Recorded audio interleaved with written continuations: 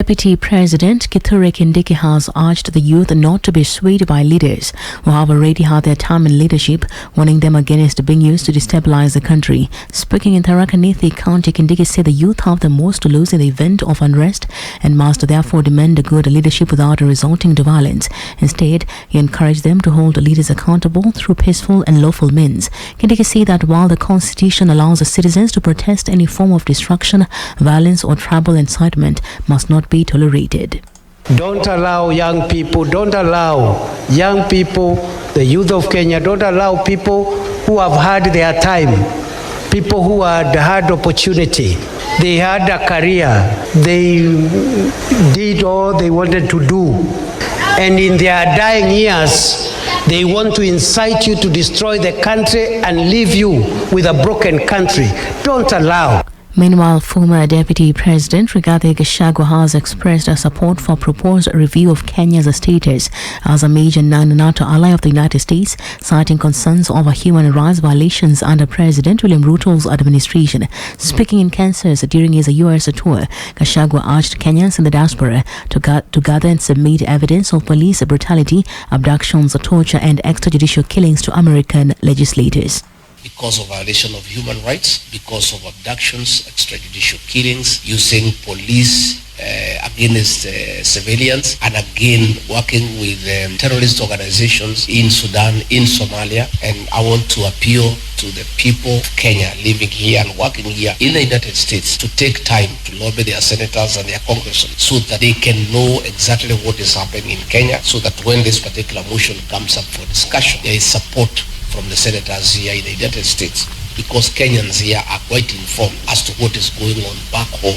His remarks come after the U.S. Senator James Risch proposed an amendment to the National Defense Authorization Act 2006, seeking a review of Kenya's designation within 90 days. The review aims to assess Kenya's foreign policy alignments and determine whether U.S. security and intelligence support has been misused to violate human rights. If passed, U.S. Secretary of State Marco Rubio will be required to submit findings to Congress within 6 months.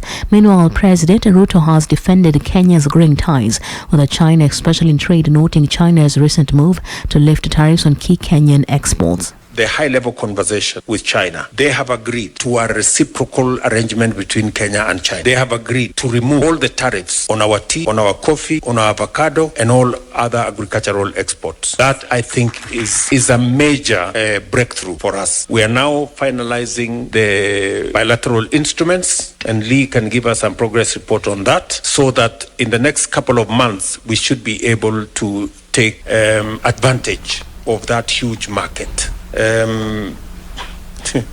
It's partly why I have a bit of a problem with some of our friends, but it is what I must do for Kenya.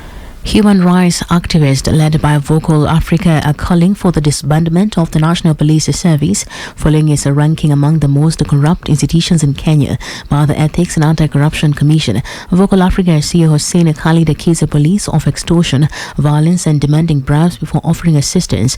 Activist Shakira Fuller added that the issue goes beyond a few rogue officers, accusing the state of weaponizing the police against its citizens. The group also demanded reforms in police recruitment, proposing that the minimum entry grade be raised to a KCCC plane to enhance integrity and professionalism. This is not merely a matter of perception. It is a lived reality. It is the terror on our roads, the extortion at every roadblock, the bribes demanded before help is offered, and the bullets fired into crowds of peaceful demonstrators. Let us be clear. This is not just about corruption. It is not just about a few bad apples. It is about a state that has weaponized its police force against its own citizens.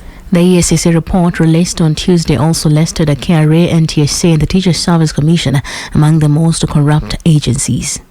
Pearl Newsbeat. The Independent Electoral and Boundaries Commission has cautioned political leaders against making reckless statements that are called undermine public confidence in the country's electoral system ahead of the 2027 general election.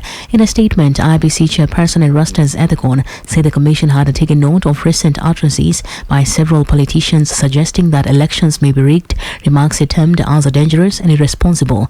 The commission said such statements risk inciting unrest and weakening the legitimate legitimacy of future polls. IEBC reminded Kenyans that no election has been officially gazetted and warned that early campaigning and political propaganda are not only unlawful but could also destabilize the country's democratic progress. Going for 2027, I personally don't think there'll be stealing of votes. It's almost an impossibility. But if there are loopholes, please bring those point out to us so that we can seal the loopholes if there are any. So we are open to that. Access to accurate information at every stage of the electoral process is vital for building and sustaining public confidence. This is why the Commission is committed to working with the media openly, constructively, and consistently. With a fully reconstituted team now in place, IEBC confirmed its commitment to conducting free, fair and credible elections.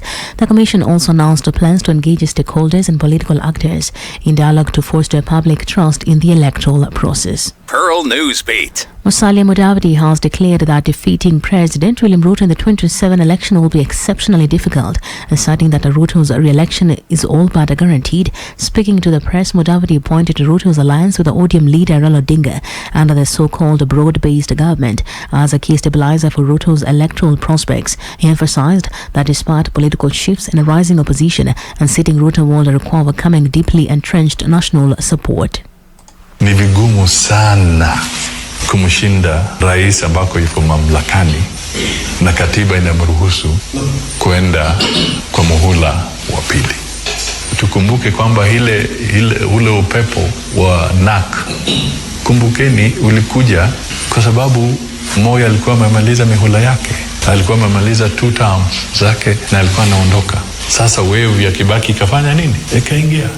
And across borders, in a groundbreaking public health initiative, England has become the first country in the world to introduce a national gonorrhea vaccination program targeting individuals at high risk of contracting the infection.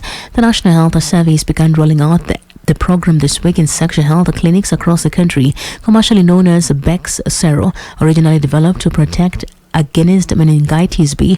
Research has shown that the vaccine also offers partial protection against gonorrhea, a related bacterial infection. This move comes amid a surge in gonorrhea cases in the UK, with England recording over 85,000 infections, the highest number since records began in 1918. The nationwide rollout is expected to be completed by September 2025. That's the news. Good evening. I'm Joyce Obure. Pearl Radio, the home of fresh and classic hits.